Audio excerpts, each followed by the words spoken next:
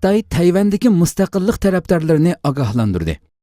26 aprel Türkiye Ovoz radiosi xabarida bildirilishicha, Xitoy Davlat ishlari mahkamasi Tayvan ishlari ishxonasi bayonotchisi Ma Xiaoguang muxbirlarni kutib olish yig'ini ochib, Tayvandagi mustaqillik tarafdorlarini ogohlantirdi. Ma Xiaoguangning bayonotida Oroldagi mustaqillik tarafdorlari o'zlari bilgan yo'ldan mangan taqdirda Xitoy o'zining zamin butunligini va egilik huquqini qo'g'daydiganligini, shundaqla Orolning Xitoy cho'ng quruqligidan ayirib etilishiga ruxsat qilmaydiganligini, Xitoy Xalq Ozodlik armiyasi yaqinda o'tkazgan manevrlarning bu jihatda nihoyat ro'shan signal berganligini, Tayvan mustaqillik kuchlari o'zi bilganicha ish qilsa, bir tadbir qo'llanishimiz mumkin deganlarni bildirdi. Xabarda Xitoy dengiz armiyasi o'tgan hafta Tayvan bo'g'izida rost o'qlarni ishiltib, manevr o'tkazganligi, manevrning Tayvan mustaqilligini ilgari surguvchilarni nishon qiladiganligi bildirilgan.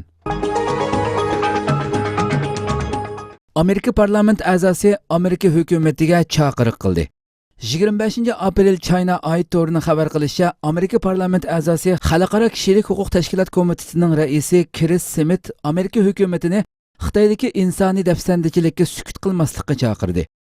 Bayonotda Xitoyning insonlarning huquqini ko'zga ilmay oyoq osti qilayotganligi, Xitoyning bu xil qilmishlariga Amerika hukumatining sukut qilmasligi, balki bu jihatda texmi kuchlik inkos qaytirishi kerakligini bildirdi.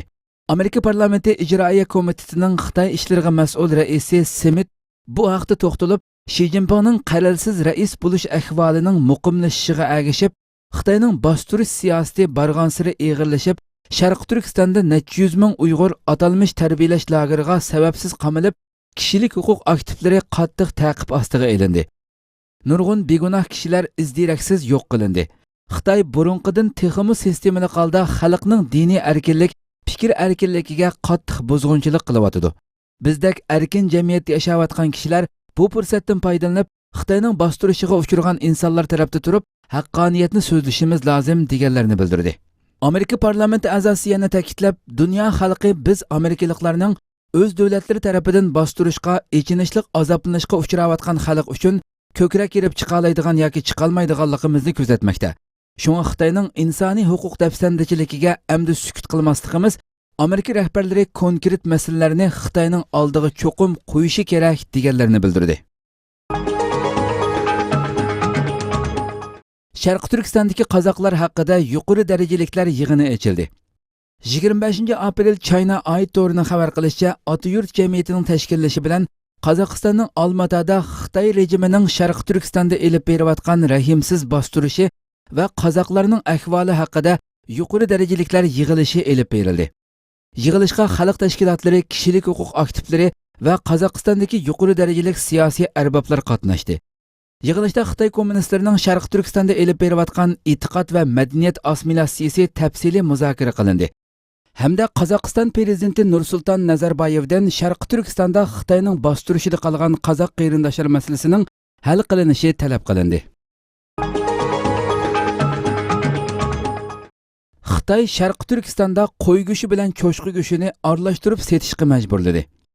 24 aprel China oid xabarda bildirilishicha, Sharq Turkistonning Kuytun shaharlik birinchi doktorxonaning qozoq doktori Nurgul 16 yillik kesilib, uzoq o'tmay aprel oyining boshlarida sirli holda o'lib ketgan.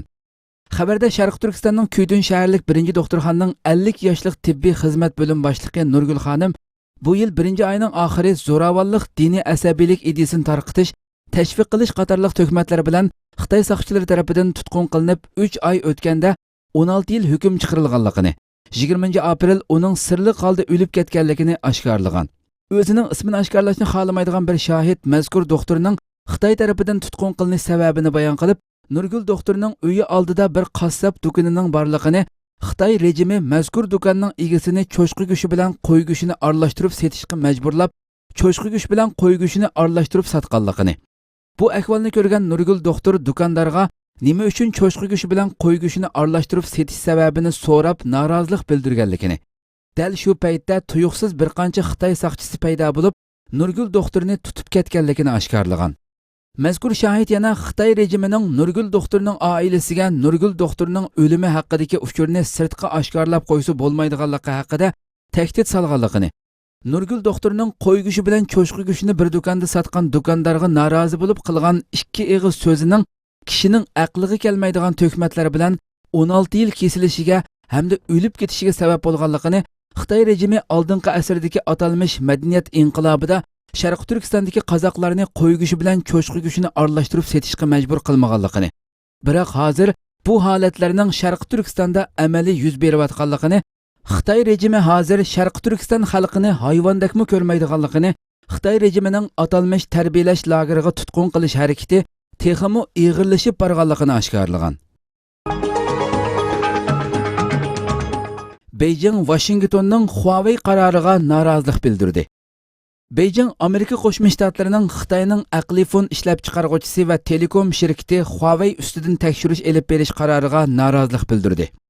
Turkiya Ovoz radiosi xabarida bildirilishicha, Xitoy Tashqi ishlar ministrligi bayonotchisi Hua Chunying muxbirlarni kutib olish yig'inida bir davlatning o'z ichki qonuniga asosan bir taraflama holda embargo yurgizishiga qarshi ekanligini eskartib, bu jihatdagi pozitsiyamiz turaqliq va ro'shandir dedi.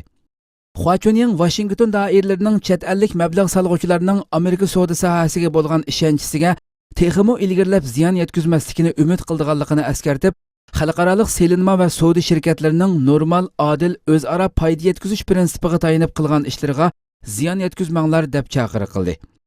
Amerika Adliya ministrligi Xitoyning aqliy fon ishlab chiqaruvchisi va telekom shirkati guruhi Huawei ustidan Ironga yurgizilgan embargoga xiloflik qilganligi uchun tekshirish elib berishni boshlaganligini uqtirgan edi.